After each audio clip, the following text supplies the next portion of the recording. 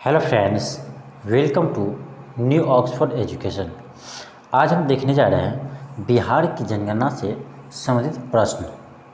हम लोग पिछले लेक्चर में जनगणना से संबंधित कॉन्सेप्ट को देख चुके हैं और आज हम जनगणना से संबंधित प्रश्न को देखेंगे।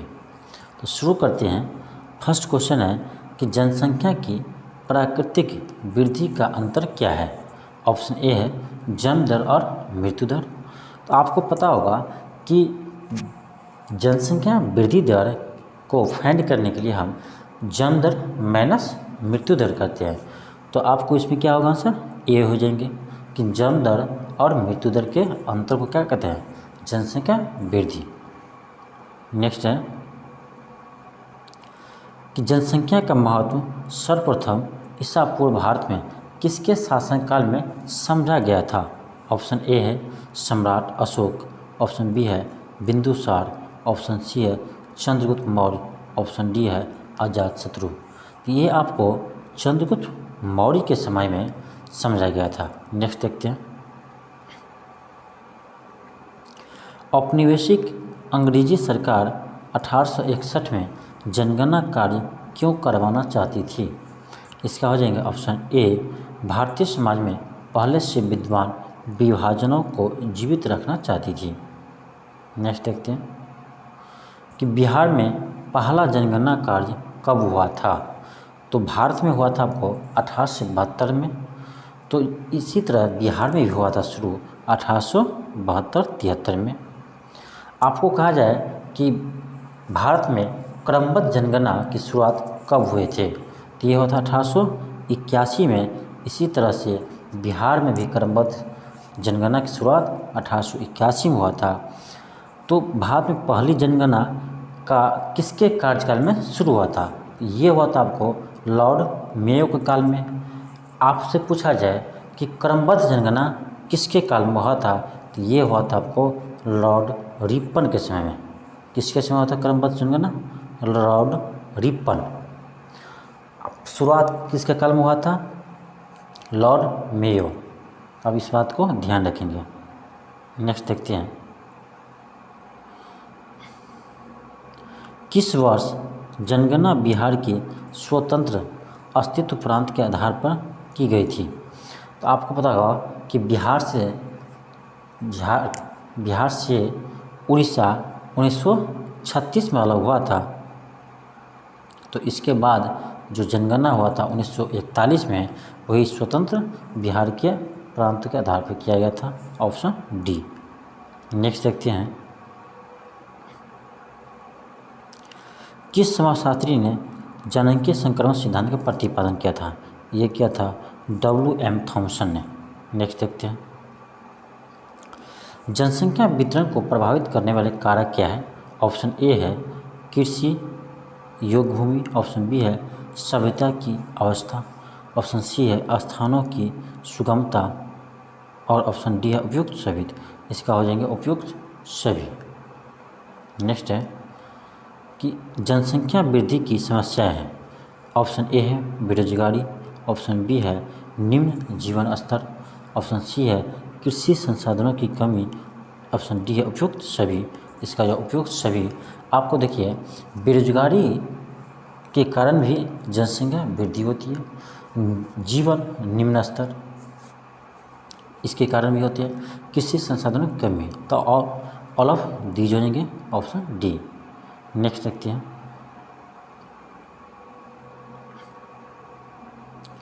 नेक्स्ट है कि किस वर्ष जनगणना जननांगीय संक्रमण सिद्धांत के आधार पर हुई थी। ऑप्शन ए है 1931, ऑप्शन बी है 1941, ऑप्शन सी है 1951, ऑप्शन डी है 1961। तो ये हुआ था 1951 के आधार पर। नेक्स्ट है स्वतंत्रता प्राप्ति के बाद जनगणना कार्य किस अधिनियम प्रावधानों के अनुरूप किया जाने लगा। ये जनगणना अधिनियम 1948 के अधीन किया जाने लगा।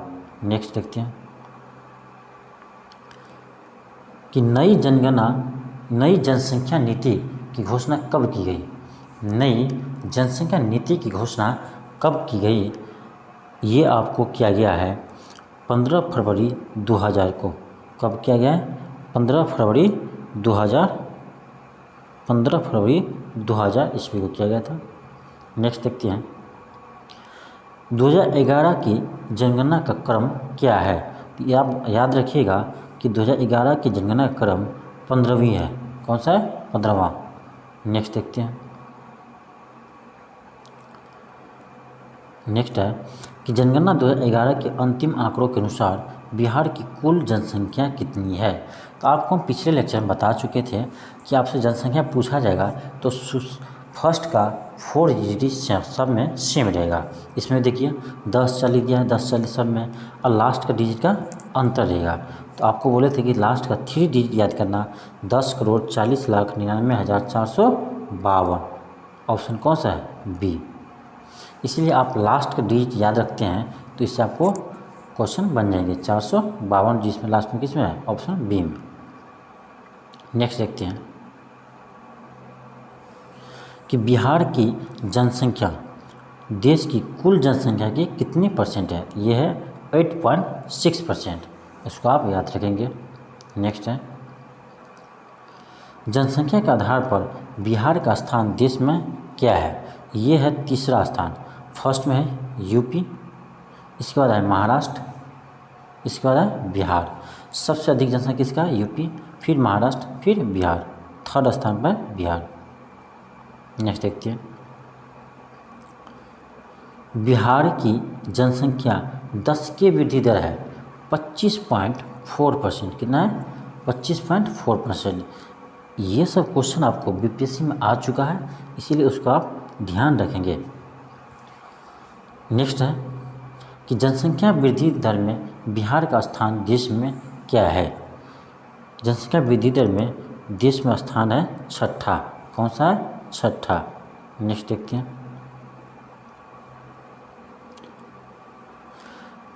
जनगणना 2011 के अनुसार बिहार की साक्षरता दर का प्रतिशत क्या है? बिहार के साक्षरता दर का परसेंटेज क्या है? ऑप्शन सी हो जाएंगे 61.8%, 61.8%। नेक्स्ट है, बिहार में पुरुष साक्षरता दर प्रतिशत क्या है? पुरुष साक्षरता दर क्या है? यह है 71.2%। नेक्स्ट है कि साक्षरता दर के संदर्भ में बिहार का स्थान देश में है 35वां। नेक्स्ट देखते हैं, बिहार की कुल जनसंख्या में अनुसूचित जाति जनसंख्या का प्रतिशत क्या है? बिहार की कुल जनसंख्या में अनुसूचित जाति कितने परसेंट है? 15.9%। नेक्स्ट देखते हैं, अनुसूचित जाति के जनसंख्या के संदर्भ में बिहार का स्थान देश में क्या है? बिहार का स्थान तीसरा है। नेक्स्ट देखते हैं, बिहार में अनुसूचित जाति की कुल जनसंख्या क्या है? यह है ऑप्शन ए हो जाएंगे। नेक्स्ट है, बिहार की कुल जनसंख्या में अनुसूचित जनजाति जनसंख्या का प्रतिशत क्या है? यह है 1.3%। नेक्स्ट है, बिहार की कुल जनसंख्या का कितनी प्रतिशत जनसंख्या ग्रामीण क्षेत्रों में निवास करती है? तो ये 88.7% ग्रामीण है, तो नगरीय है 11.3%। अब किसी एक को आप याद रख सकते हैं, बाद में दूसरा निकालना रहेगा 100 में से उसको घटा देंगे। तो आप नगरीय याद रखिए 11.3। आपसे पूछा जाए ग्रामीण तो क्या करेंगे? 100 में से 11.3 घटा देंगे, आएगा 88.7%। नेक्स्ट है कि नगरीय जनसंख्या के संदर्भ में बिहार का स्थान देश में क्या है?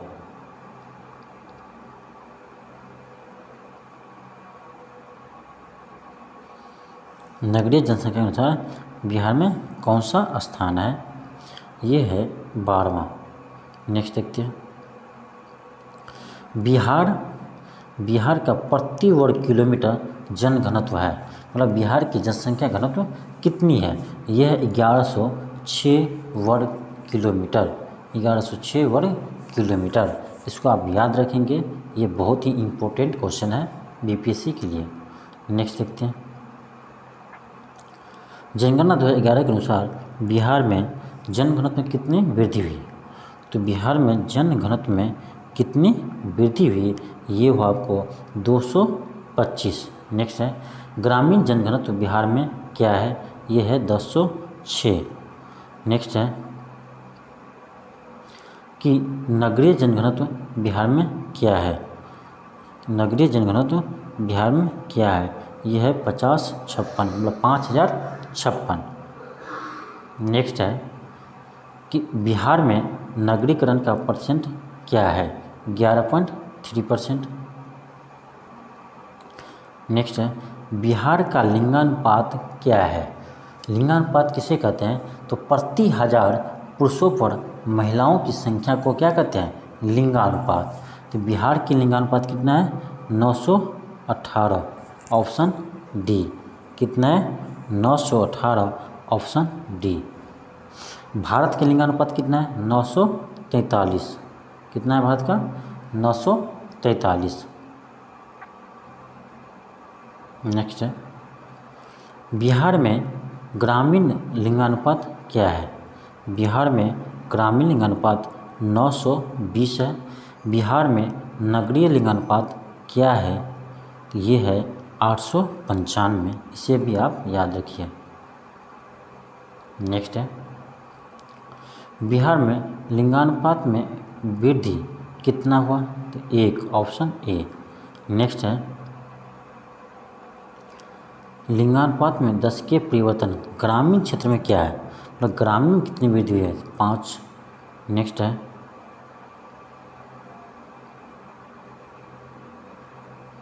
है कि लिंगानुपात में 10 के परिवर्तन नगरीय क्षेत्र में क्या है, 10 के परिवर्तन नगरीय क्षेत्र में क्या है, 40 हो जाएगा डी, 28।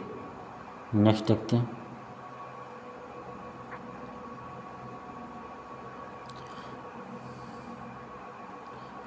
अनुसूचित जाति में 10 की वृद्धि दर कितनी है, अनुसूचित जाति में यह है 27। नेक्स्ट है 1 लाख या अधिक जनसंख्या वाले शहरों की संख्या बिहार में क्या है, ऑप्शन बी हो जाएंगे 26। नेक्स्ट है स्वतंत्रता के प्राप्ति के बाद किस अंतराल में बिहार की जनसंख्या तीव्र गति से वृद्धि हुई थी, ये हुआ था 1951 से 1991 के बीच बिहार की जनसंख्या में तीव्र वृद्धि हुई थी। नेक्स्ट देखते हैं बिहार का सर्वाधिक जनसंख्या वाला नगर कौन सा है, सबसे अधिक जनसंख्या किसका है, पटना। नेक्स्ट है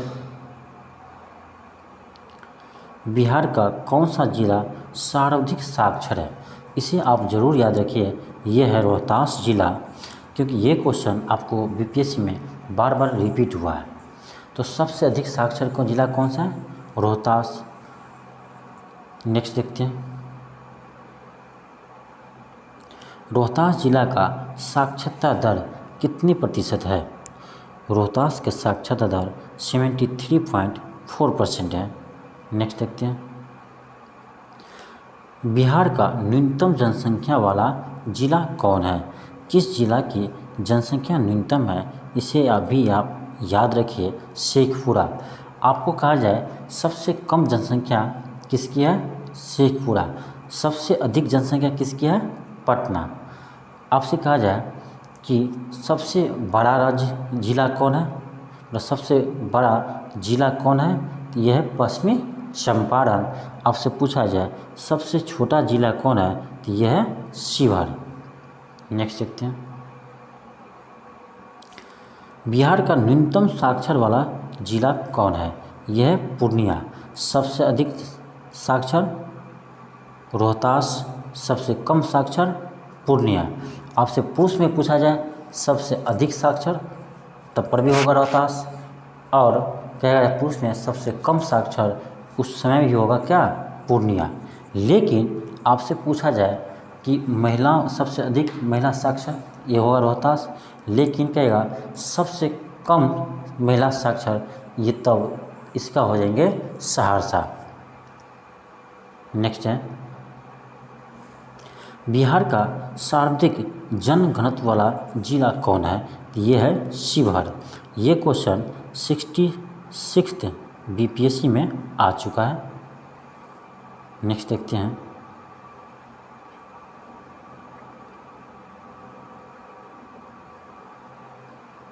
नेक्स्ट है कि बिहार का न्यूनतम जनघनत्व वाला जिला कौन सा है? सबसे कम जनघनत्व किस जिला का है? यह है कैमूर। कैमूर में जनघनत्व इसीलिए कम है क्योंकि कैमूर एक पहाड़ी एरिया है। आपको पहाड़ी एरिया में आपको पता होगा कि यहाँ पर वास करने के लिए ये सही स्थल नहीं होता, क्योंकि यहाँ ऊबड़ खाबड़ रहता है और पहाड़ कभी ऊंचा रहेगा, कभी नीचे ढलान रहेगा, इसीलिए यहाँ पर बसना आसान नहीं होता है। इसीलिए कैमूर ज़िले में जनसंख्या घनत्व कम है। नेक्स्ट देखते हैं। बिहार का सर्वाधिक लिंगानुपात वाला जिला है, ये है आपको गोपालगंज। कौन सा है? गोपालगंज। ये क्वेश्चन भी आप याद रखेंगे, इम्पोर्टेंट क्वेश्चन है ये। इसके बाद है बिहार का न्यूनतम लिंगानुपात वाला जिला है। बिहार का किस जिले का लिंगानुपात न्यूनतम है? यह है मुंगेर। ये भी अच्छा क्वेश्चन है, ये क्वेश्चन भी रिपीट करते रहता है बीपीएससी में, इसे भी आप याद रखिएगा। सबसे अधिक लिंगानुपात किसका है? गोपालगंज। सबसे कम किसका है? मुंगेर। नेक्स्ट देखते हैं। बिहार के किस जिले में सबसे अधिक अनुसूचित जाति यानी एससी जनसंख्या है? सबसे अधिक किस जिले में एससी जनसंख्या है? तो ये हो जाएंगे गया, ऑप्शन बी। नेक्स्ट है बिहार के किस जिले में अनुसूचित जाति की जनसंख्या न्यूनतम है? किस जिला में एससी सबसे कम है? यह है शिवहर। नेक्स्ट देखते हैं। बिहार के किस जिले में सर्वाधिक नगरीकरण हुआ है? बिहार के किस जिले में सबसे अधिक नगरीकरण हुआ है? ये पटना होगा। नेक्स्ट है